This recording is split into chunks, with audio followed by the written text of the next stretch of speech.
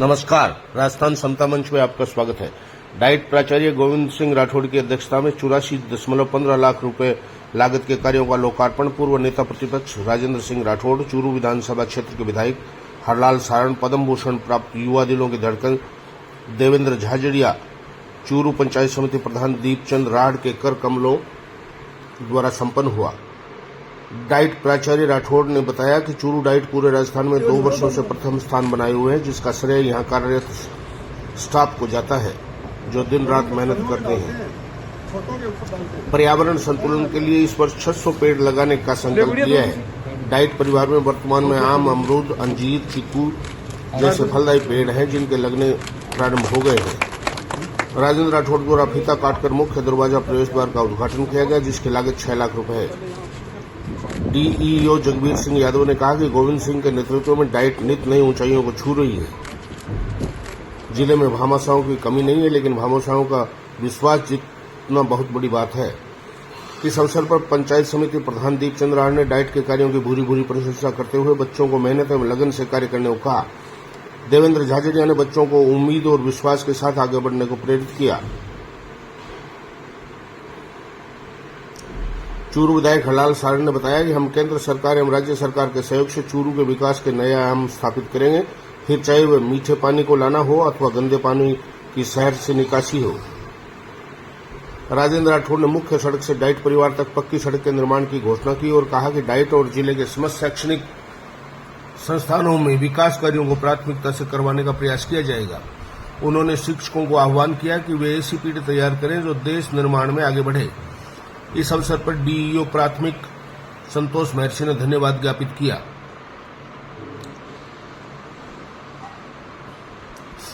Diet के नरेंद्र उपाध्याय, कुसुम शेखावत, उमा सारस्वत, बजरंगलाल मीणा, ओम प्रकाश कस्बा, संदीप मेहरोलिया, हंसराज मीणा, गिरीश शर्मा, प्रसन्ना मीणा, ओम प्रकाश बारूपाल, अमित ढाका, संत कुमार दैया, भीष्म सारण, संजय गुप्ता, महेंद्र शर्मा, राकेश मोटसरा, प्रवीण, हेमंत, राजकुमार, श्यामलाल उपस्थित रहे।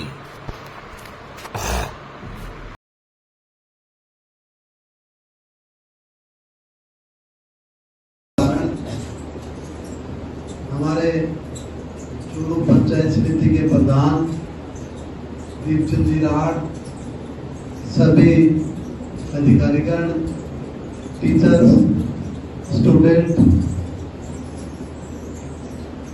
2-3 दिन के कार्यक्रम के बाद में आज आके बड़ी भीड़ पड़ी है स्टूडेंट बीच में आए।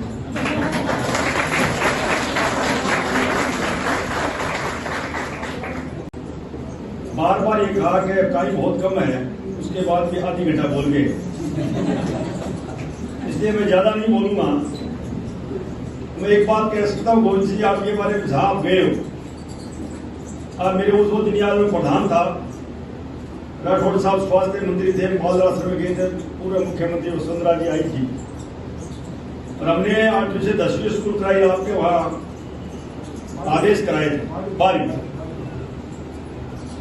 और आपने भावी पीढ़ी को तराशने में एक शिक्षक के रूप में यहां से सफल प्रशिक्षण लेकर शिक्षा के उस तलक को जगाने में अपनी आने वाले समय में अपनी अहम भूमिका निभाने वाले या प्रशिक्षण ले रहे विद्यार्थी भाई और मित्रों,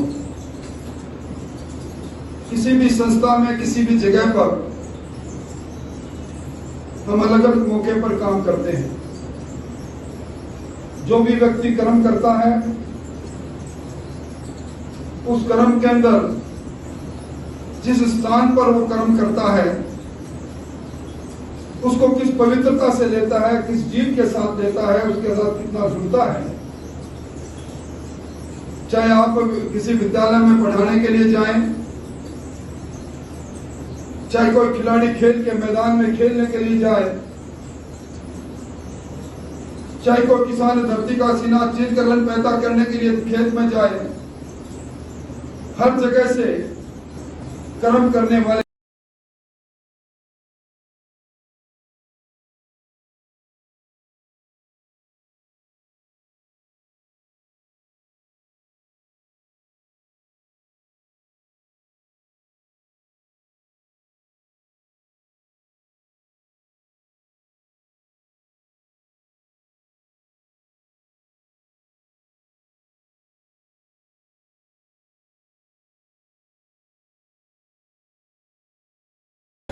पंचायत समिति 8 नवंबर का ब्लॉक का चुनाव मेरे विधायक बनने से खाली हुआ था।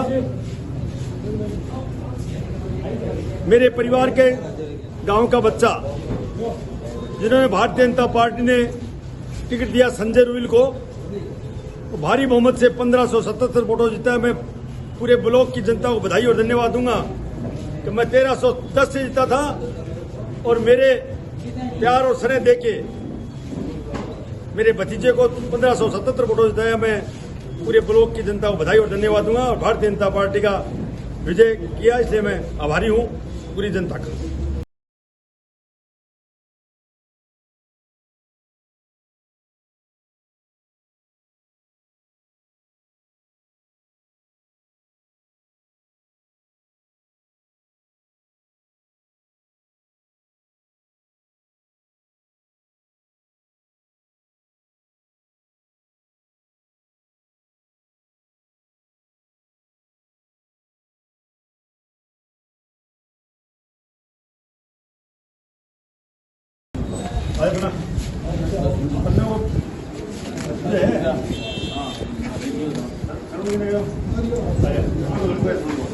अरे पहले बताओ दीपिका का परिवार सको और दीपिका का प्रमुख जी बसंत जी लो थोड़ा सा दीपक जी पीछे कहाँ से हो गया तो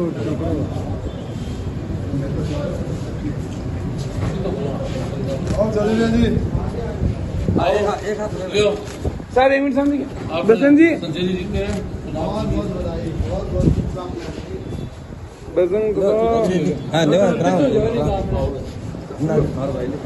चुप रहो। जिला कारागृह में सोमवार को नए कानूनों के संबंध में कार्यशाला का आयोजन कर बंदियों और जेल कार्मिकों को नए कानूनों की जानकारी दी गई।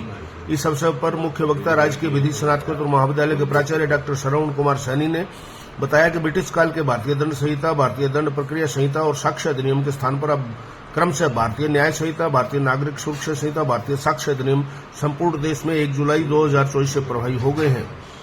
तीनों नए कानूनों की जानकारी देते हुए सैनी ने बताया कि नए कानूनों का उद्देश्य जांच और न्याय प्रणाली को सभी के लिए सहज और सुलभ बनाना है। अभियोजन विभाग के मास्टर ट्रेनर गोवर्धन सिंह ने तीनों कानूनों के संबंध में विस्तृत जानकारी दी। इस अवसर पर सरदार शहर के सेवानिवृत्त प्रधानाध्यापक विश्वनाथ तंवर, उप कारागवाल दिलीप कुमार व जेल कार्मिक नरोत्तम सिंह, मुकेश खिचड़, महेंद्र डूडी, नरेंद्र कुमार, मनीष आदि उपस्थित थे। अंत में जेल अधीक्षक नरेंद्र स्वामी ने कार्यशाला को उपयोगी बताया और आगंतुकों का धन्यवाद ज्ञापित किया। जानकारी देने के लिए कार्यशाला का आयोजन किया गया है, जिसमें लॉ कॉलेज चूरू के प्रिंसिपल श्री S.K. सैनी साहब, मास्टर ट्रेनर श्री गोवर्धन सिंह जी और पुरस्कृत शिक्षक संघ के सचिव श्री ओम प्रकाश जी तंवर और अन्य अधिवक्ताओं ने कारागृह के अंदर कार्यशाला में भाग लिया और बंदियों को भारतीय नागरिक सुरक्षा संहिता, भारतीय नागरिक संहिता और साक्ष्य अधिनियम 2024 के जो नए प्रावधान किए गए हैं उनके बारे में विस्तृत और सारगर्भित जानकारी दी, जिसे निश्चित ही कारागृह के स्टाफ और बंदियों को नए कानूनों की जानकारी के बारे में काफ़ी लाभ मिला है। मैं इसके लिए इनका धन्यवाद ज्ञापित करता हूँ। नरेंद्र कुमार स्वामी, जेल अधीक्षक चूरू। वार्ड नंबर 11 में नगर परिषद चूरू के उपचुनाव में कांग्रेस उम्मीदवार समीरा भाटी ने भारी बहुमत से निर्वाचित होने पर कांग्रेस कार्यकर्ताओं में खुशी की लहर दौड़ गई। राजस्थान प्रदेश कांग्रेस उपाध्यक्ष रफीक मंडेलिया ने नवनिर्वाचित पार्षद समीरा भाटी को बधाई दी। पार्षद का शहर एवं देहात ब्लॉक कांग्रेस कार्यालय मंडेलिया व चूरू में नगर परिषद के पूर्व सभापति गोविंद मनसरिया की अगुवाई में जोरदार स्वागत किया गया।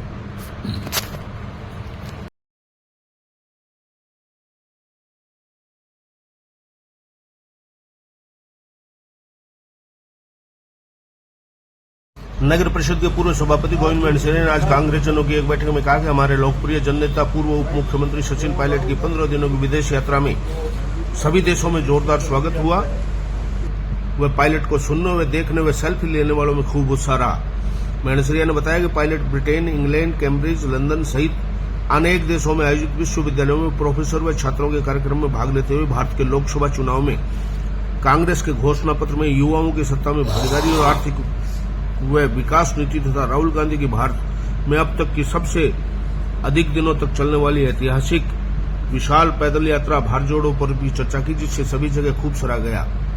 इस अवसर पर महेंद्र ने कहा कि 2022 में अगर सचिन पायलट राजस्थान के मुख्यमंत्री बनते तो 2023 में सचिन पायलट के नेतृत्व में कांग्रेस की सरकार रिपीट होती व देश प्रधानमंत्री आज राहुल गांधी होते।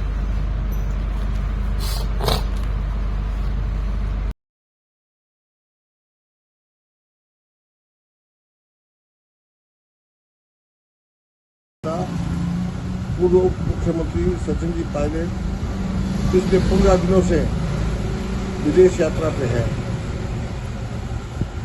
ब्रिटेन, इंग्लैंड, कैम्ब्रिज आदि देशों में भी यात्रा कर रहे हैं। यहाँ के छात्रों में, प्रोफेसरों में पायलट साहब की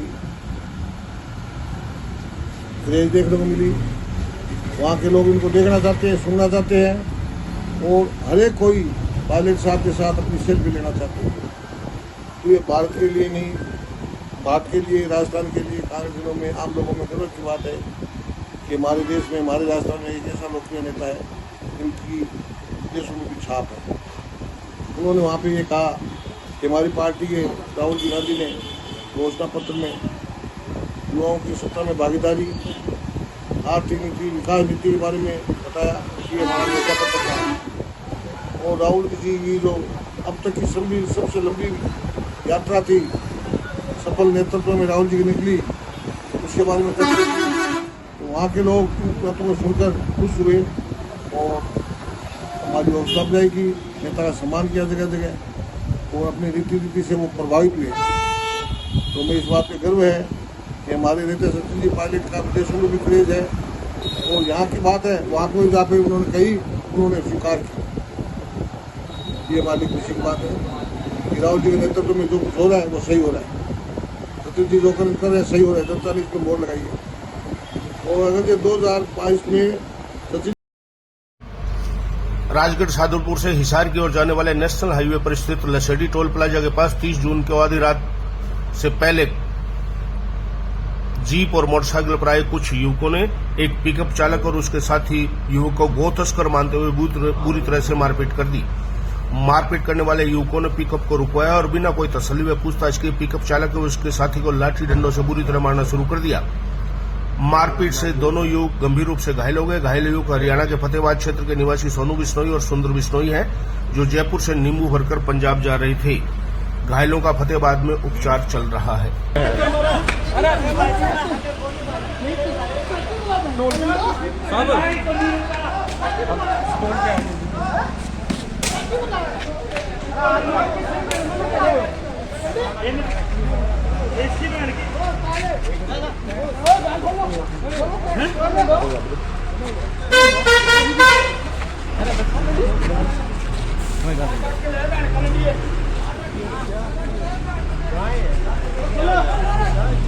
खोल भाई, डाला खोल, खोल इसला खोल, क्या है इसमें?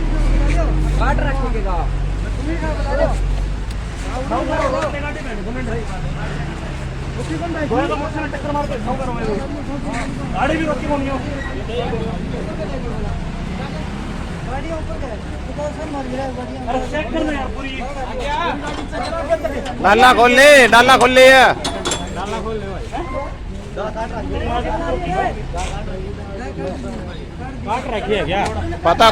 पता ना भाई, चेक कर ले, डाला ना खोल लेना।